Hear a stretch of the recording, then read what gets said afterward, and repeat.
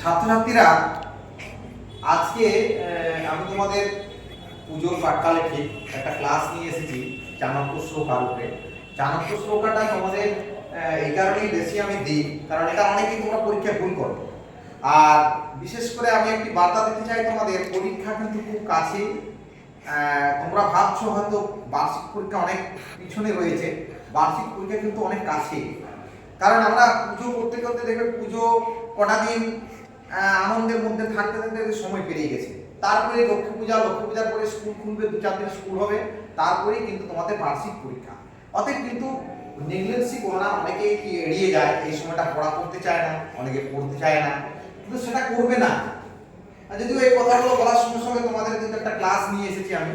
Class ছাড়াও আমাদের ব্যক্তিগত জীবনে এগুলো কিন্তু খুব প্রয়োজনীয়, এই কথাগুলো যেগুলো নীতিবিদ কবি চাণক্য বলে গেছেন, যে এই গুরুত্বপূর্ণ কথাগুলো কিন্তু সাধারণ মানুষেরও জানা উচিত। যারা আমার ভিডিও দেখো তারা শুধু পরীক্ষার জন্যই নয়, অনেকে আমার ভিডিও দেখে যারা, তারা এইগুলো জানার জন্য ভিডিওটা দেখে থাকে। এখন বলি দুর্জনপ্রিয়বাদী চ নৈতত বিশ্বাস কারণম মধু তিষ্ঠতি জুহাগ্রে হৃদয় তু বলা হলো। এখন এই শ্লোকটার মানে কি? এই শ্লোকটা নীতিবিদ কবি চাণক্য কেন বললেন? কত গুরুত্বপূর্ণ শ্লোক দেখো।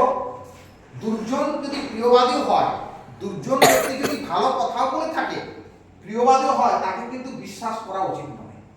কারণ তার মুখে মধু কিন্তু ভিতরে তীব্র বিষ, হলাহল মনে তীব্র বিষ। একটা আমি ছবির মাধ্যমে অনেকটা উপস্থাপনা করতে চেয়েছি, দেখলে তোমরা বুঝতে পারবে ছবিটাতে কি বলতে চেয়েছি। দেখো, একটা দুধভর্তি কলস রয়েছে একটা রুমের মধ্যে বা একটা বাড়িতে রয়েছে, সেখানে তার পুরোটাই বিষ ভর্তি, তীব্র বিষ, হলাহল তীব্র বিষ। কিন্তু কলসির ঠিক উপরে ভাগটিতে দুধের স্বর, অর্থাৎ মিষ্টি দুধের স্বর রাখা আছে। সেটা যদি কেউ আপাত দৃষ্টিতে এসে যদি এই দুগ্ধ স্বর ভেবে সেটা যদি পান করে, তার মৃত্যু হতে পারে।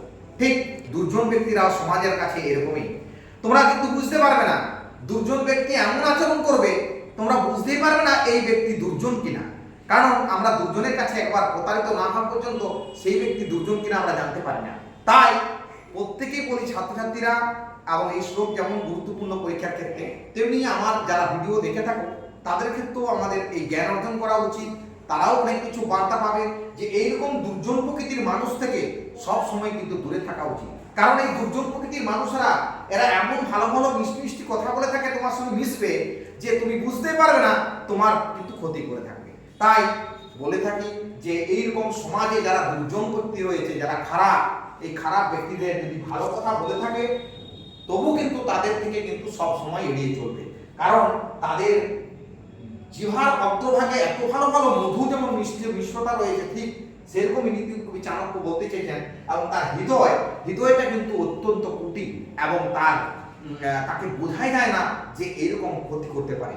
তাই ছাত্রছাত্রী এবং আমার ভিডিও যারা দেখো, তাদের প্রত্যেকে আমি বার্তা দিতে যাচ্ছি যে এরকম পুজোর পাককালে বা সবাই ভালো থেকো, এবং এরকম দুর্জন প্রকৃতির কাছ থেকে কিন্তু প্রত্যেকে সরে দাঁড়াতে থাকবে। কারণ দুর্জন প্রকৃতির ব্যক্তিরা কিন্তু সব সময় ক্ষতিই করতে থাকে, কিন্তু তাদের নিজেদেরও ক্ষতি হয়।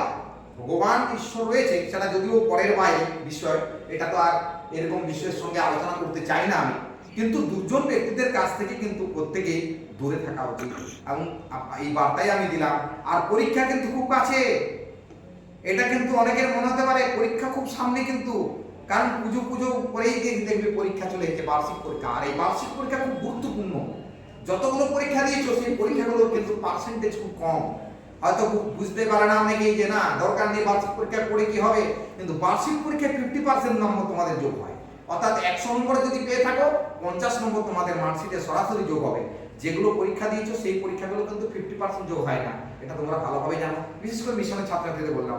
আর যারা অন্যান্য স্কুলে পড়ো তাদের ক্ষেত্রেও বলি, এই 100 নম্বরের পরীক্ষা যেটা বার্ষিক পরীক্ষা, এটা কিন্তু তোমাদের জীবনে গুরুত্বপূর্ণ। অর্থাৎ যে ক্লাসে পড়ছো তোমরা, সেই ক্লাসে বার্ষিক পরীক্ষাটি খুব গুরুত্ব সহকারে দেবে।